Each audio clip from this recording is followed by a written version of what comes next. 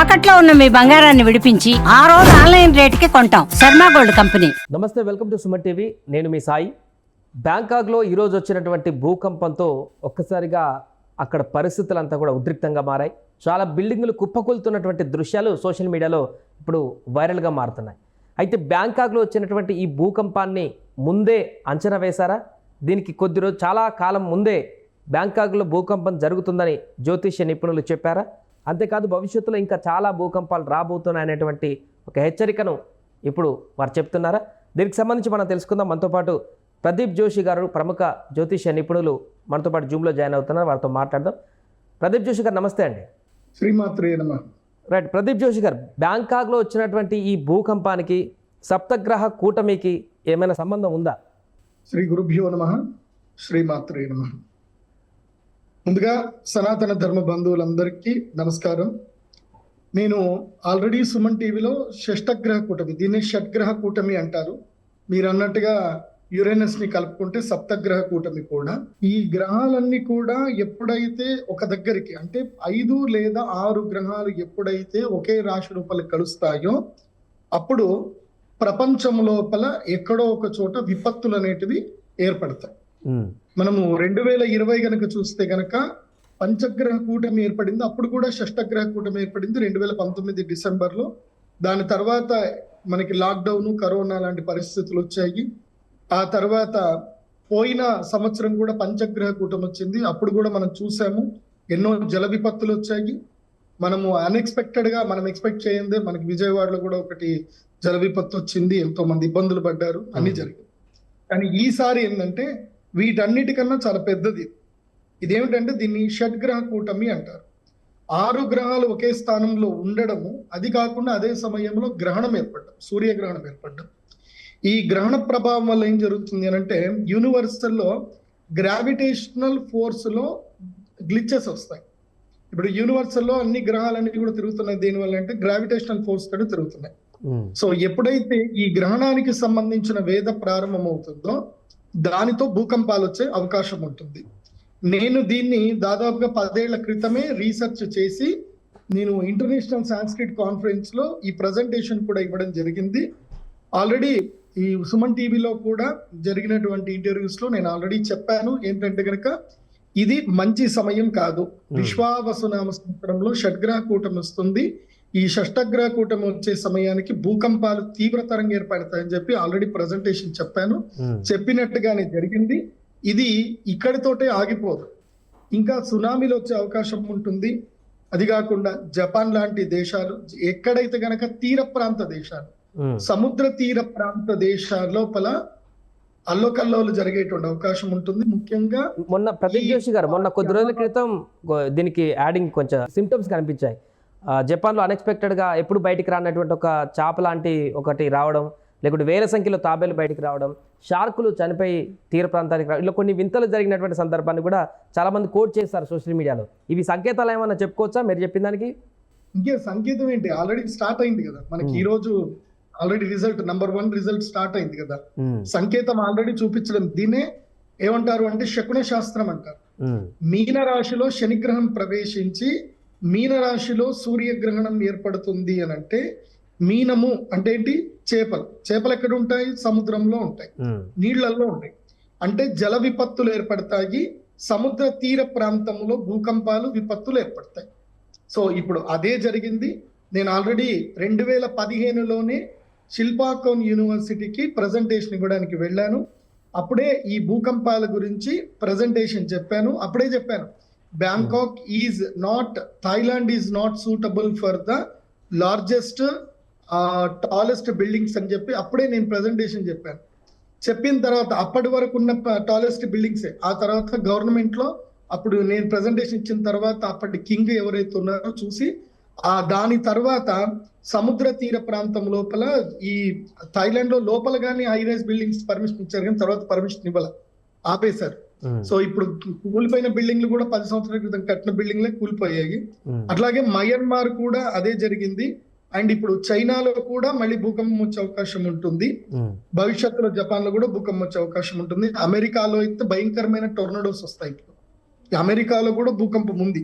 Okay, ఇది మన దేశానికి ఏమన్నా ఎఫెక్ట్ చూపించేటువంటి అవకాశం ఉందా? మీరు చెప్పినటువంటి ఈ గ్రహం కానీ దీనికి సంబంధించిన ఎఫెక్ట్ మన దగ్గర ఏ విధంగా కనిపించే అవకాశం ఉందా? నేను ఆల్రెడీ మన సుమన్ టీవీలోనే చెప్పాను. మళ్ళీ అందరికి ప్రేక్షకులందరికీ చెప్పింది ఏంటంటే, సుమన్ టీవీ నేను రాశిఫలాలు చెప్పాను, పంచాంగ శ్రవణం చెప్పాను, అందరు కూడా చూడండి.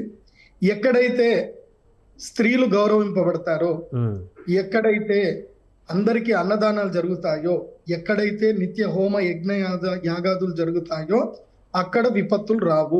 మన భారతదేశంలో అన్నదానాలు జరిగినన్ని రోజులు, స్త్రీలని గౌరవించినన్ని రోజులు, స్త్రీలు హింసకి గురి కానన్ని రోజులు మన దేశం బాగానే ఉంటుంది. బ్యాంకాక్ లో ఎందుకు వచ్చింది మీకు తెలుసు కదా. బ్యాంకాక్ లో ఏం జరుగుతుంది సంకేతం చెప్పాను కదా, విశ్వావసునామ సంవత్సరం.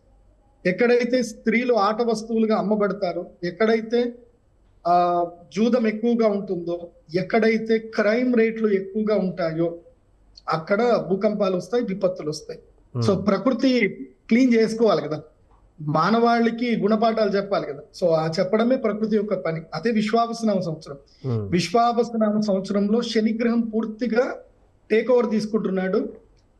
సో ఈ సంవత్సరం పూర్తిగా సూర్యుడు, శని ఇవి 7 నవనాయకుల్లో ఉన్నారు కాబట్టి 100% రిజల్ట్ ఉంటది. పాపం చేసిన వాడికి, తప్పు చేసిన వాడికి 100% దెబ్బలు తగ్గుతాయి, మంచి చేసిన వాడికి 100% మంచి జరుగుతుంది. ప్రదీప్ జోషి గారు, మనకి రామేశ్వరం అంటే మనందరికీ తెలుసు ఎంతో పవిత్రమైన ప్రదేశం. అటువంటిది ఇక్కడ సముద్రం 200 మీటర్లు వెనక్కి వెళ్ళిపోయినట్టుగా మనం వార్తలు చూస్తూ ఉన్నాము. అసలు ఇటువంటి పరిస్థితి ఎందుకు వచ్చిందంటారు? అంటే ఇది శ్రీరామనవమికి ముందుకు వచ్చినటువంటి రోజు, మరి ఈ రోజున ఇలా జరగడం అనేది ఎలా చూడొచ్చు? జ్యోతిష్య పరంగా దీన్ని ఏ విధంగా చూడొచ్చు అంటారు? ఇప్పుడు ఇది రామేశ్వరము అనేటువంటిది ఒక ద్వీపం. అది మనకి శ్రీరామాయణ సమయానికి చూస్తే ఆ ద్వీపం లేదు. అక్కడ రామాయణానికి శ్రీరామ సమయానికి చూస్తే ఆ ద్వీపం లేదు. అక్కడంతా సముద్రం పూర్తిగా ఉప్పొంగి పెద్దగా ఉన్నటువంటి ప్రాంతం. రామచంద్రుల వారు బాణం వేస్తాను అని చెప్పి మంత్రం చదవడం వల్ల ఆ సముద్రం అక్కడ వెనక్కి వెళ్ళింది. అప్పటి నుండి ఇప్పటి వరకు అక్కడ సముద్రుడు ప్రామిస్ చేసింది ఏంటంటే, ఇక్కడ తీవ్రమైన అలలు రావు అని సముద్రుడు ప్రామిస్ చేశాడు. ఇక్కడ మామూలుగా చెరువు ఎలా ఉంటుందో అలాగే ఉంటుంది అక్కడ సముద్రం కూడా, పెద్ద పెద్ద అలలు. సో అది రాముల వారికి సముద్రుడు ప్రామిస్ చేశాడు కాబట్టి ఆ రామేశ్వర క్షేత్రం లోపల అది ఇప్పటికీ అలాగే ఉంటుంది. అయితే ఇప్పుడు ఈ సముద్రం వెనక్కి వెళ్ళడం ఏదైతే ఉందో ఇది 2004లో కూడా ఇదే జరిగింది. 2004లో జరిగింది. 2004లో మనకి సునామీ వచ్చింది, చెన్నైకి సునామీ వచ్చింది. ఇండోనేషియా చెన్నై లోపల చాలా పెద్ద సునామీ రావడం జరిగింది. చాలా మంది ప్రాణ నష్టం కూడా జరిగింది. ఇప్పుడు కూడా అవే సంకేతాలు కనిపిస్తున్నాయి. ఇప్పుడు సునామీ వచ్చేటువంటి అవకాశాలు కూడా ఉంటాయి. సముద్రము ఇప్పుడు ఏప్రిల్ 13వ తారీఖు రోజున చాలా జాగ్రత్తగా ఉండాలి. సముద్ర తీరం లోపల ఎవరు స్నానానికి వెళ్ళకండి. ఈ పౌర్ణమికి ఎవరు స్నానానికి వెళ్ళకండి. కాబట్టి ఈసారి సునామీ వచ్చేటువంటి అవకాశాలు ఎక్కువగా ఉన్నాయి. భూకంపాలు ఏప్రిల్ 14 వరకు భూకంపాలు వస్తూనే ఉంటాయి. ఎందుకోసం అంటే సూర్యుడు, శనిగ్రహము, బుధగ్రహము, రాహు ఈ 4 గ్రహాలు, ఇంకోటి శుక్రగ్రహం కూడా, ఈ 5 గ్రహాలు ఇప్పుడు కలిసే ఉంటాయి. ఏప్రిల్ 14 వరకు కలిసే ఉంటాయి. ఏప్రిల్ 14 తర్వాత సూర్యుడు జరుగుతాడు. సూర్యుడు జరిగేంత వరకు భూమి పైన అక్కడక్కడ భూకంపాలు తరచుగా ఇక్కడ వస్తూనే ఉంటాయి. సో ముఖ్యంగా సుడిగాలులు ఎక్కువగా వస్తాయి. సునామీ వచ్చేటువంటి అవకాశం ఉంటుంది. అండ్ మన తెలంగాణ ప్రాంతం లోపల, అదేవిధంగా ఆంధ్రప్రదేశ్ కోస్తా తీర ప్రాంతం లోపల వడగళ్ల వానలు పడేటువంటి అవకాశం ఉంటుంది. కాబట్టి రైతులు కూడా అప్రమత్తంగా ఉండండి. ముఖ్యంగా నీళ్లు పోయేటట్టుగా చూసుకోండి. ఎంత ఎక్కువ వర్షం పడ్డా పర్వాలేదు, నీళ్లు పోయేటట్టు చూసుకుంటే సరిపోతుంది. ఇప్పుడు ఎవరైనా తమ యొక్క వరి పంట ఏదైనా కోతకు వచ్చేస్తే మాత్రం తొందరగా కోత కోసేసుకొని జాగ్రత్తగా పెట్టుకోండి. ఈ రాబోయేటువంటి 14వ తారీఖు వరకు, ఇవాళ 5వ తారీఖు, 14వ తారీఖు 7 రోజుల లోపల కూడా విపత్కాలం ఉంటుంది. ఎందుకోసం అంటే ఈ పంచగ్రహ కూటమి ఏదైతే ఉందో, ఈ యుతి ఏదైతే ఉందో ఇది అంత మంచిది కాదు. కాబట్టి అప్రమత్తంగా ఉండండి. ముఖ్యంగా మత్స్యకారులు కూడా అప్రమత్తంగా ఉండండి. మీకు మృగశిర కార్తె వరకు మత్స్య సంపదకు కీటు ఉంది. మృగశిర కార్తె తర్వాత మళ్ళీ మత్స్య సంపదకు బాగుంటుంది. కాబట్టి మృగశిర కార్తె అంటే సూర్యుడు మృగశిర నక్షత్రం లోపలికి అడుగు పెట్టేంత వరకు మత్స్య సంపదకు కీడు ఉంటుంది. అంటే మత్స్యకారులు వేటకి వెళ్ళొచ్చు అంటారా, వెళ్ళకూడదు అంటారా ఈ సందర్భాల్లో? వేటకు వెళ్ళకపోవడమే మంచిది. ఓకే. కృతిక నక్షత్రం సూర్యుడు ఉన్నంత వరకు వెళ్ళకూడదు. రోహిణి నక్షత్రంలో సూర్యుడు ప్రవేశించినప్పుడు వెళ్ళొచ్చు. అంటే ఇంకా ఒక నెల రోజులు. ఒక్కొక్క నక్షత్రంలో సూర్యుడు 11 రోజులు ఉంటాడు. ఏప్రిల్ 14 నుంచి మే 14 వరకు మత్స్యకారులు జాగ్రత్తగా ఉండండి. మీరు వేటకు వెళ్ళినా వేస్ట్. వచ్చేటువంటి మత్స్య సంపద కూడా మీకు సరిగ్గా ఉండదు, రోగభూయిష్టంగా ఉంటుంది. కాబట్టి మే 15 వరకు ఆగండి. మే 15 తర్వాత మళ్ళీ మంచి రోజులు స్టార్ట్ అవుతుంది. ముఖ్యంగా ఇది గడ్డు కాలం. మే 15వ తారీఖు వరకు గడ్డు కాలం. అండ్ ఇప్పుడు ఏంటంటే ఈ గ్రహస్థితి వల్ల ఏంటంటే ముఖ్యంగా ఎవరైనా బంగారం కొందాం అనుకుంటున్నారు, మే 15 వరకు ఎవరు బంగారం కొనకండి. మే 15 వరకు ఎవరు బంగారం కొనుక్కున్నా వేస్ట్. మే 15 తర్వాత బంగారం ఒకేసారి 85,000 వరకు రీచ్ అవుతుంది. ఒక 3 రోజులు 4 రోజులు మాత్రమే ఆ ధర ఉంటుంది. ఆ రోజుల్లో కొనుక్కోండి, ఇంకా బంగారం ధర తగ్గదు. అది కూడా చూసుకోండి. ఇప్పుడు స్టాక్ మార్కెట్ కూడా చాలా ఇబ్బందికరంగా ఉంటుంది. మేము ఇప్పుడు మళ్ళీ ఇంకా ప్రకృతి విపత్తులు ఇంకా సంభవించేటివి ఉన్నాయి. వాళ్ళకనే అవి కూడా పెద్ద పెద్దవి విపత్తులు సంభవించే అవకాశం ఉంది. అండ్ ఈ మే 15వ తారీఖు తర్వాత అమెరికా రిసెషన్ స్టార్ట్ అవుతుంది. ఆ రిసెషన్ ఏదైతే స్టార్ట్ అవుతుందో దాని ప్రభావం వల్ల డాలర్ ప్రైస్ డిక్రీజ్ అవుతుంది. దానితో గోల్డ్ ప్రైస్ కూడా పడిపోతుంది. మే 15 నుంచి మే 31వ తారీఖు లోపల ఏదో ఒక 3-4 రోజుల్లో గోల్డ్ ప్రైస్ సడన్ గా 3-4 వేలు ఫాల్ డౌన్ అవుతుంది. అప్పుడు కొనుక్కోండి. అప్పుడు స్టాక్ మార్కెట్ లో కూడా ఎంటర్ అవ్వచ్చు. అప్పటి నుంచి స్టాక్ మార్కెట్ మళ్ళీ బుల్ మార్కెట్ ఉంటుంది. మే 15 వరకు బేర్ మార్కెట్ ఉంటుంది. కాబట్టి ఎవరు తొందరపడద్దు. మే 15 వరకు గడ్డు కాలం ఉంది. ఓకే. ఇప్పుడు నేపాల్లో ఈ రోజు భూకంపం వచ్చింది, మొన్న బ్యాంకాక్ లో కూడా భూకంపం వచ్చింది, మనం చూసాము. అయితే ఇప్పుడు మీరు మరికొన్ని రోజులు, ఇంకా 7 రోజులు కూడా కొంచెం జాగ్రత్తగానే ఉండాలి, భూకంపాలు వచ్చే పరిస్థితి ఉంది అంటున్నారు. అది మన ఏపీ తెలంగాణలో కూడా వచ్చే పరిస్థితులు ఏమైనా ఉన్నాయంటారా భూకంపాలు? లేదు, మన తెలంగాణ ప్రాంతం లోపలికి అయితే ఇప్పుడు భూకంపం రాదు.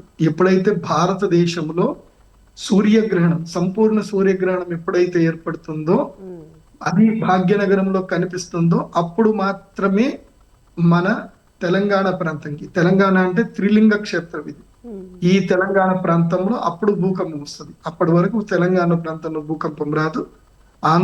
ఆంధ్రప్రదేశ్ కి కూడా భూకంపం వచ్చే ఛాన్సే లేదు. కాబట్టి ఎవ్వరు భయపడొద్దు. ఇది వేరే దేశాలలో భూకంపాలు వస్తాయి తప్ప మన దేశంలో భూకంపం రావడానికి ఛాన్స్ లేదు. మేబీ భూమి కదలొచ్చు. రిక్టర్ స్కేల్ పైన ఒక 2.3 పాయింట్ కదులుతుంది, కానీ నష్టం జరిగేంత ఏమైతే మనకు లేదు. వడగళ్ల వాన, చాలా పెద్ద పెద్ద ఈదురుగాలు వస్తాయి. అదొకటే మనకి రైతులకు నష్టపోయే అవకాశం ఉంటుంది. నేను మామిడి పళ్ళ రైతులకు ఏంటంటే, మీ కాయ ఒకవేళ చేతికి వచ్చింది అంటే తొందరగా చెప్పేసి భద్రపరచుకోండి. అది మంచిది మీకు. ఎందుకోసం అంటే మామిడికాయలు చేతికి వచ్చే టైంకి వడగళ్ల వానలు పడి మొత్తం మామిడికాయ అంతా నష్టపోతారు. సో ఆ విషయంలో రైతులు ఇప్పుడే అప్రమత్తంగా ఉంటే మంచిది. ఓకే. ఇప్పుడు రామేశ్వరంలో సముద్రం వెనక్కి వెళ్ళిపోయింది 200 మీటర్లు. ఇలాంటి పరిస్థితి ఇంకా వేరే సముద్ర తీరంలో కూడా కనిపించే అవకాశాలు ఉన్నాయంటారా? ఓన్లీ రామేశ్వరం వరకే ఉంటుందంటారా? ఇది ఒక ఎగ్జాంపుల్ చెప్తాను, జాగ్రత్తగా వినండి. ఇప్పుడు బ్యాంకాక్ లో భూకంపం వచ్చింది, థాయిలాండ్ లో. మీరు ఎప్పుడైనా బ్యాంకాక్ ఎవరైనా వెళ్ళిన వాళ్ళని అడగండి, లేదంటే రీసెర్చ్ కూడా చేయండి, ఆర్టికల్స్ ఉంటాయి. బ్యాంకాక్ లో ఏమవుతుందంటే, రాత్రి అయితే సముద్రం మొత్తం వెనక్కి వెళ్ళిపోతుంది. దాదాపు 300 మీటర్లు సముద్రం వెనక్కి వెళ్ళిపోతుంది రాత్రి. 300 మీటర్లు కాదు, 1 కిలోమీటర్ వరకు సముద్రం వెనక్కి వెళ్ళిపోతుంది రాత్రి. తెల్లవారితే సముద్రం మొత్తం ముందుకు వచ్చేస్తుంది. బ్యాంకాక్ లో అదే జరుగుతుంది. సో సముద్రము వెనక్కి వెళ్ళడం, ముందుకు రావడం అనేది కొన్ని తీర ప్రాంతంలో జరుగుతాయి. ఆ తీర ప్రాంతంలో జరిగేది రామేశ్వరం చాలా ఇంపార్టెంట్. ఈ రామేశ్వరంలో ఏంటంటే ఎవ్రీ 12 years ఒకసారి, ప్రతి 12 సంవత్సరాలకు ఒకసారి రామేశ్వరంలో సముద్రము 300 మీటర్ల నుంచి 400 మీటర్ల వరకు సముద్రము వెనక్కి వెళ్ళడము, మళ్ళీ ముందుకు రావడం అనేది సహజ సిద్ధంగానే జరుగుతుంది. ఎందుకోసమంటే అక్కడ శ్రీరాముడు ఏదైతే చేసినటువంటి అనుజ్ఞకి సముద్రుడి యొక్క ఏదైతే మట్టము, భూమి యొక్క శాతం పెరిగింది. అక్కడ చూడండి, సముద్రం ఉన్నట్టు ఉండదు. మీకు కేవలం ఒక్క రామేశ్వరం ప్లేస్ లోని ఎవరో పెద్ద ఆయన రామేశ్వరం కానే కాదు, అక్కడ రాముడు ప్రతిష్టాపన చేయలేదు, రాముడు ఈశ్వరుని ఆరాధన చేయలేదు చేయలేదన్న. మరి అలాంటప్పుడు అక్కడ మరి శ్రీరామాయణంలో చెప్పినట్టుగా సముద్రం ఎందుకు అక్కడ ప్రశాంతంగా ఉంటుంది? మరి దీనికి ఎవరైనా ఒకరు సమాధానం చెప్పాలి కదా అంటే లేదు. రైట్. మళ్ళీ మీరు పమ్మన్ బ్రిడ్జ్ దగ్గరికి వెళ్ళండి, సముద్రం గట్టి కొట్టుకుంటూ ఉంటుంది. కేవలం రామేశ్వర క్షేత్రం దగ్గర దాదాపు 5-10 కిలోమీటర్స్ రేడియస్ లో సముద్రము పోర్ట్ ఉండదు పెద్దగా.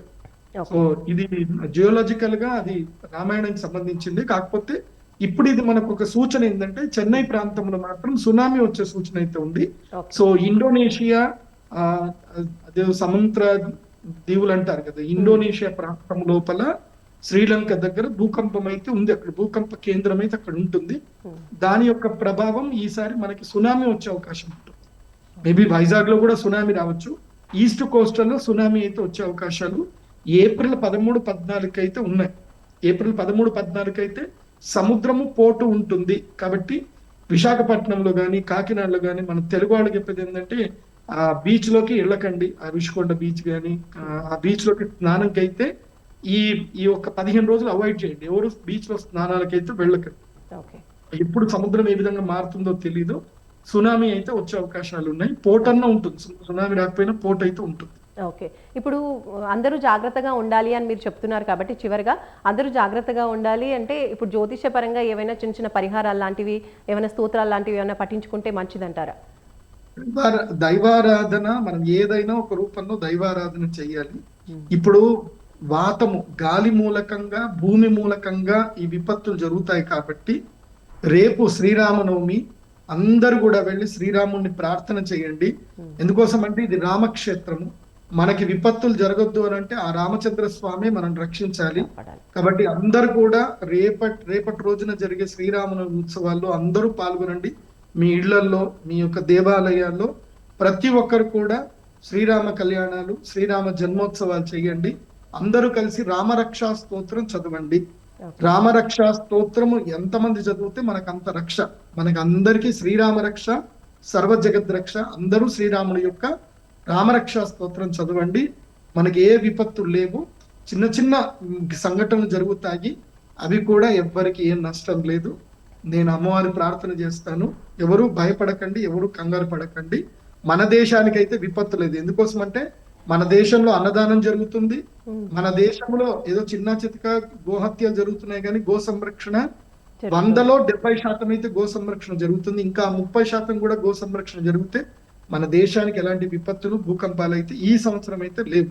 భవిష్యత్తులో నేను చెప్పేది ఏంటంటే ఈ వినే వాళ్ళందరికీ కూడా చెప్తున్నాను, హై రైజ్ బిల్డింగ్ లో అపార్ట్మెంట్స్ కొనుక్కోకండి. భవిష్యత్తులో ఎప్పటికైనా భాగ్యనగరానికి అయితే రాబోయే 12 సంవత్సరాల్లో సూర్యగ్రహణం ఎప్పుడు సంభవించినా భాగ్యనగరానికి తర్వాత వైజాగ్ నగరానికి అయితే భూకంపం అయితే ఉంది. కాబట్టి మీరు ఎక్కడ కూడా హై రైజ్ బిల్డింగ్ లో అపార్ట్మెంట్లు కొనుక్కోకండి. నేను చెప్పేది ఏంటంటే చక్కగా ఇండిపెండెంట్ హౌస్ కొనుక్కోండి. హాయిగా సంతోషంగా మీ తరతరాలకు మీ ఆస్తులు ఇవ్వండి. కోట్ల రూపాయలు పెట్టి హై రైజ్ బిల్డింగ్లు కొనుక్కోకండి. రైట్, ధన్యవాదాలు ప్రదీప్ జోషి గారు. రామేశ్వరంలో 200 మీటర్లు సముద్రం వెనక్కి వచ్చింది. అయితే చిన్న చిన్న మనకి కనిపిస్తున్నటువంటి భూకంపాలు కావచ్చు, ఇవన్నీ జరుగుతాయి. కానీ ఏపీ, తెలంగాణలో మాత్రం ఇలాంటివి జరిగే అవకాశం లేదు. కానీ ఈదురుగాలులు, వడగాలులు వచ్చే ప్రమాదం ఉంది. కాబట్టి పంట, అలాగే ఫిషర్మెన్ వీళ్ళందరూ కూడా కొంచెం జాగ్రత్తగా ఉండాలి అని చెప్తున్నారు. శ్రీరామనవమి కాబట్టి అందరూ కూడా దైవ చింతన, రాముణ్ణి ప్రార్థించడం వల్ల చాలా మంచి జరుగుతుంది అని చెప్పి మనకి ప్రదీప్ జోషి గారు తెలియజేస్తున్నారు. ఎటువంటి భయం కానీ ఆందోళన కానీ చెందాల్సిన అవసరం లేదు అని కూడా తెలియజేస్తున్నారు. నమస్తే.